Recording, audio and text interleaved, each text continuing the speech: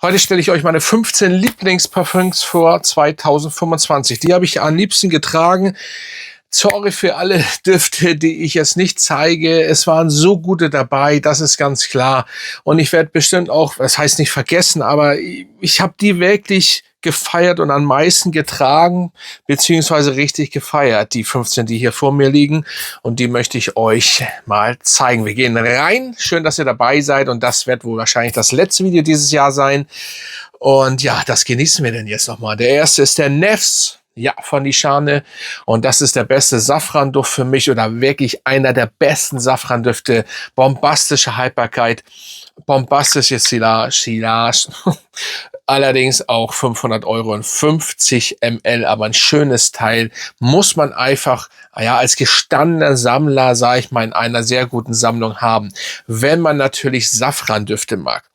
Ja, ich feiere ihn und ja, 50 ml reichen aber vollkommen dadurch, dass die Haltbarkeit und die Silage, wie gesagt, eingangs erwähnt, ziemlich stark ist. So, der nächste, Job. Wow, den habe ich wiederentdeckt dieses Jahr. Ich hatte den früher, wo er rausgekommen ist. Ja, und dementsprechend jetzt erst 25 wiederbekommen. Schönes Teil, 20 Euro kostet der tatsächlich. Vielleicht kostet er auch mal 25 oder 28. Aber zwischen 20 und 30 Euro kosten die 100 ml. Schön pfeffriger, würziger Duft mit einem, wie gesagt, schwachsinnigen Deckel. Aber der Duft an sich ist ein schönes Teil. Und den habe ich doch tatsächlich 25 wieder gerockt. Yes, geiles Teil. Ja, solltet ihr auf jeden Fall mal auf dem Schirm haben, wenn ihr das noch nicht gemacht habt oder den immer noch nicht kennt. Ja, Job ist ab und zu immer noch zwischendurch mal richtig top und nice. So, der nächste ist der Blue Talisman. Ja, was soll ich da sagen? Ein frischer, luxuriöser, zusammengefügter oder perfekt zusammengefügter, leicht Früchte-Duft mit süßer Früchteduft, der aber eine Frische ausstrahlt von allerfeinsten. Aktuell ist ja ein Extrait de Parfüm rausgekommen. Kenne ich noch nicht. Gucke ich mir irgendwann mal an. Schauen wir mal. Aber dieser Duft gehört auch in eine richtig schöne Sammlung. Und den habe ich wirklich gefeiert bis jetzt. Was heißt, ja genau, bis jetzt. Ich feiere ihn immer noch. Letztens habe ich den gelayert zusammen. Geil, passt immer. Sehr schöner Duft. Und wie gesagt, Sommerdüfte, in Anführungsstrichen ist das ja ein Sommerduft. Ich finde persönlich, dass Sommerdüfte perfekt in die Winterzeit passen, weil die Duftmoleküle sich richtig gut oder für mich fast besser entfalten und die Frische und die Süße, falls eine schöne Süße dabei ist, sich einfach bei Kate richtig gut entfalten. So.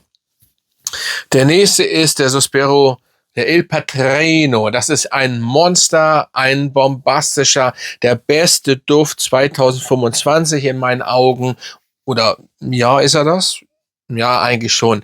Absolut geil. Amaretto, süß, würzig, weihnachtlich, bombastisch, fruchtig, schönes Teil. Und es zeigt mir wieder, dass Sospiro einfach da oben mitspielt und im Endeffekt einige Marken überholt hat. Viele verstehen es immer noch nicht oder haben es immer noch nicht begriffen. Und ja, solltet ihr mal machen und ihr solltet vor allen Dingen auch mal die Geschichte dahinter lesen und dann versteht ihr auch dieses Hin und Her damit, ja, Search-Off und so weiter. Die Marke kann ich euch ans Herz legen und das ist noch von der Verarbeitung, von der Handarbeit so ein bisschen hintenrum. Alles noch mal ein bisschen besser, finde ich. Schön gemacht und das ist hier ein absolutes Meisterwerk. Da gibt's noch einen, aber das ist eine Dubai Edition, 1000 Stück limitiert, habe ich auch. Den zeige ich jetzt nicht. Eigentlich gehört der auch hier mit rein, aber den könnt ihr so schwer kriegen, weil, wie gesagt, 1000 Stück wirklich limitiert und nummeriert. Schönes Teil, ja. Ja, El Patrino. So, der nächste ist der Lemal Elixier, aber das Absolu. Ja, das Absolu ist im Endeffekt diese Vollendung von den Elixier. Was beim Elixier extrem süß war, penetrant, ist hier auch da, aber nicht ganz so doll und richtig noch luxuriös, hätte ich nicht gedacht, zusammengefügt. Ein schönes Teil. Die süße Vanille, die bei einem Elixier, normalen Elixier, so extrem war, ist hier auch zurückgenommen worden, aber immer noch präsent, immer noch Beast Mode. Das ist wirklich stark. Lemal ist immer stark, ne? Und vielleicht ist hier bei Elixier hatten wir ja diese Vintage Lavendel DNA drin. Die ist hier ein bisschen zurückgenommen worden, aber trotzdem top und ja, Das absolute Lemal-Elixier ist nice. So, der nächste, ja. Ja, ich habe den so oft jetzt gezeigt und schon in Herbst eigentlich fing schon an. Angels Hair. Ja, wer hätte es mal gedacht? Es war ja eine ganze Weile, wo ich gesagt habe, ich konnte mit dem Duft nichts anfangen. Ich will auf diesen Hype nicht ausschränken, bin ich ja auch nicht. Aber dann irgendwie, daran seht ihr, dass die Nase oder dass ihr euch immer verändert. Ich feiere diese DNA, zimtig, weihnachtlich, absolut schön würzig, schönes Teil.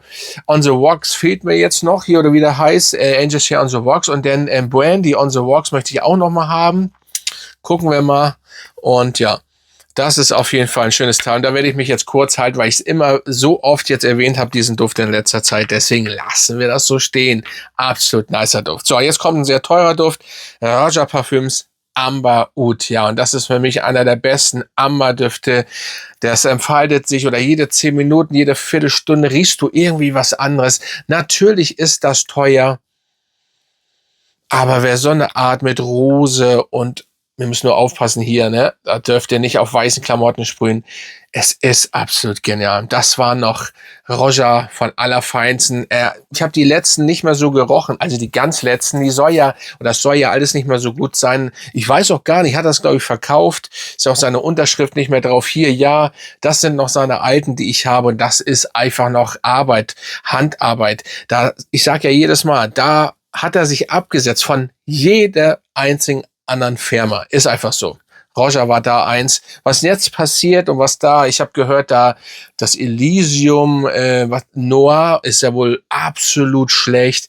Ne? Und das soll ja wohl nur so, also höchstens 30 Euro kann man dafür ausgeben. Das habe ich gehört. Ja, das hört sich alles nicht so gut an, aber der Amber Oud. Also ganz ehrlich, wenn ihr Amberdüfte liebt, wenn ihr was bisschen Rosiges liebt, dieses dunkle, ölige ein bisschen, was heißt ölig, ist immer, es ist schwer ja, ölig hört sich blöd an, aber Mann, da gibt's gar nicht weiter zu sagen. So, ja, und mit dem Duft fing alles an. Früher, ganz früher, wo der rausgekommen ist. Ne? Ich rede davon. Es war mein erster Duft, den ich mir selbst gekauft habe. Davor habe ich schon andere Düfte aufgesprüht von meinem Onkel.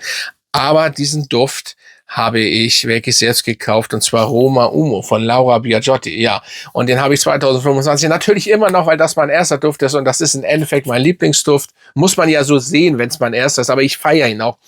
Dieser Zitronenkuchen, diese Zitrone, dieses cremige Italien, Rom. Geil. Schönes Teil. Ich feiere den. Ja, der ist vielleicht nicht ganz so stark, aber schöner Flakon auch. Der wird immer in meiner Sammlung bleiben. Immer, immer, immer. So. Und geil. Damit fing alles an. Diese Parfümsucht. Roma. Habe ich auch 2025 gefeiert. Genauso wie der nächste, halte ich mich auch kurz, weil ich das so oft erwähnt hatte, Siage Kinetic Parfüms. Für mich die Vollendung, was diesen Tuscan Leather Style angeht. Ja, Tuscan Leather ist auch ein Meisterwerk, Vidi in London ist ein Meisterwerk, aber das ist ein Meisterwerk. Plus ist einfach so, hier passt einfach alles. Tausendmal erwähnt, warum, weshalb. Lassen wir so stehen. Natürlich gut, für die Leute, die das erste Mal jetzt hier gucken. Er vollendet das, was die anderen im Endeffekt auch vollenden, aber noch besser. Kann ich euch nicht beschreiben. Macht das mal nebeneinander. Habt Tuscan Leather, habt Vidi in London, habt ja kostet alles viel und dann den. Perfekt. Ah, der Siage ist einfach perfekt. So, der nächste, ja, den habe ich tatsächlich gerockt.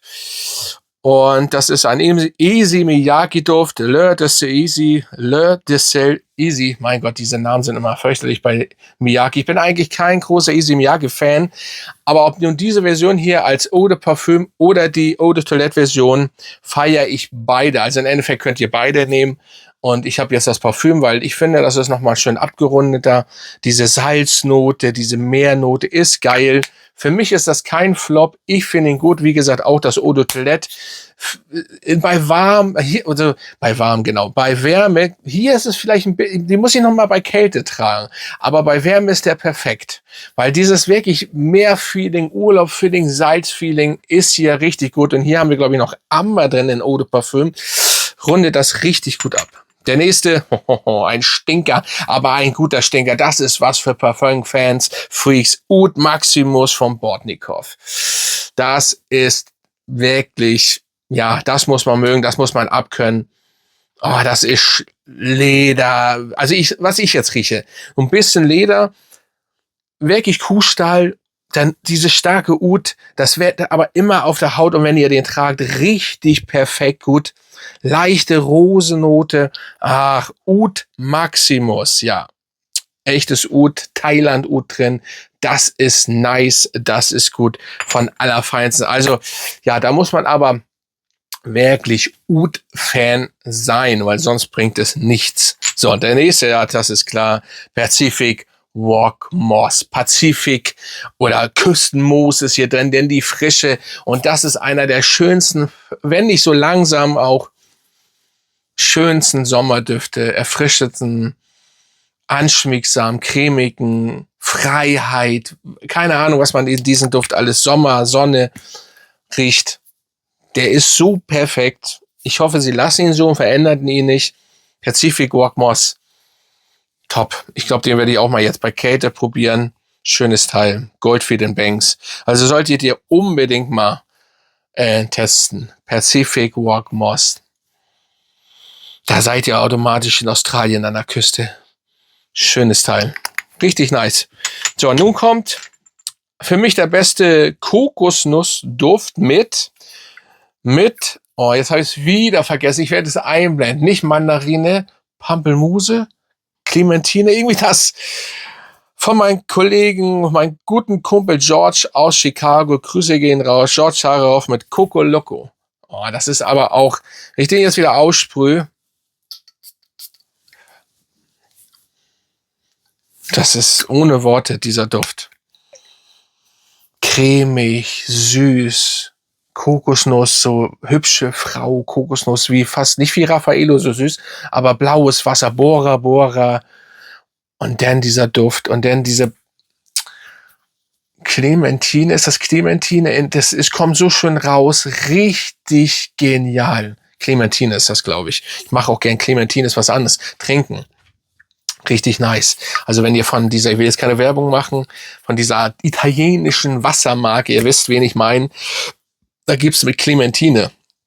Nice. Die Marke oder das Wasser ist sonst nicht gut eigentlich, aber es ist natürlich nur gehypt worden, weil das bei jedem Hollywood-Film ist, aber Clementine schmeckt geil.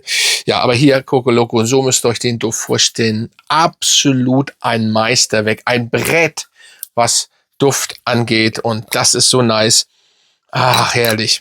Bombastisch und nicht, weil hier Werbung steht. Das George macht das richtig gut. Also dieser Duft ist ein Meisterwerk, was Sommer, Kokosnuss und so angeht. So, der nächste, Shalimar, die neue Version. 100 Jahre alt ist Shalimar geworden und ja, das muss ich natürlich feiern. Für mich der beste Vanilleduft. Und dieser Vanilleduft ist richtig genial, richtig top. Da haben sie ein bisschen diese Oldschool Oma-Version oder Oma-Feeling haben sie ein bisschen rausgenommen. Das Animalische haben sie rausgenommen. Schöne Süße bleibt, aber mit dieser perfekten Vanille von Guerlain, ne? Guerlain. Und richtig top. Also Shalimar, wie gesagt, jedes Jahr kommt da einer raus und leider habe ich Tonkan leider verpasst, habe ich nicht. Sonst habe ich, ja nicht alle, aber auf jeden Fall den und den davor. Schönes Teil, Shalimar und das Original Eau de Toilette und das Eau de Parfüm habe ich. Im Endeffekt, wenn ihr natürlich richtig Shalimar haben wollt, dann müsst ihr euch das Eau de Parfüm holen, weil das ist wirklich das Beste. Ja, so Nummer 15 und im Endeffekt jetzt der letzte, aber es gibt so viele geniale, ist der Gucci GT, das Elixier. Ja, da gab's ja jetzt, oder da kommt jetzt das, oder ist jetzt das Elixier Absolut raus. Das soll ja auch richtig nice sein. Zwar ähnlich, nur ein bisschen noch zusammen, mehr Tiefe und so. Aber hier die Orangenblüte, denn das cremige, perfekt, schöne Süße, ein bisschen mehr so die Club-Variante von Reflection Man. Aber hier, nices Teil, Gucci GT. Ich werde mir natürlich auch noch das Absolut mal holen. Ich muss es aber erstmal testen. Für 50 ml zahlt man schon gutes Geld, aber die Designer sind eben teuer geworden. Aber das ist herrlich, ja. Schönes Teil und den habe ich auch gefeiert oder feiere ich immer noch. So, ich feiere alle. Ich habe hier so viel Düfte. Wenn man über 1200 Düfte hat, dann muss man ein bisschen gucken. Die habe ich aber wirklich gefeiert. Wenn ich jetzt welche vergessen habe, ich feiere so viele. Ne, alle, die hier stehen, das ist einfach so und rundherum feiere ich. Aber das waren nur die 15. Und dass der natürlich drin ist, ist ja klar. Ihr wartet jetzt, oder ihr habt bestimmt jetzt Naxos erwartet. Ja, es ist jetzt immer dasselbe. Ich habe Naxos, ist einer meiner Signaturdüfte. Habe ich jetzt aber dieses Jahr nicht wirklich so viel getragen. Es ist immer noch hammergeil, wenn ich ihn trage, aber da waren jetzt andere vor und dementsprechend, ja. So, ich denke mal jetzt, ich weiß es nicht, ich werde jetzt nichts mehr kommen, denke ich mal. Ich wünsche euch einen guten Rutsch ins neue Jahr und wir sehen uns dann frisch und munter 2026. Gehe ich stark von aus. Also Leute, reinhauen und Grüße an euch alle.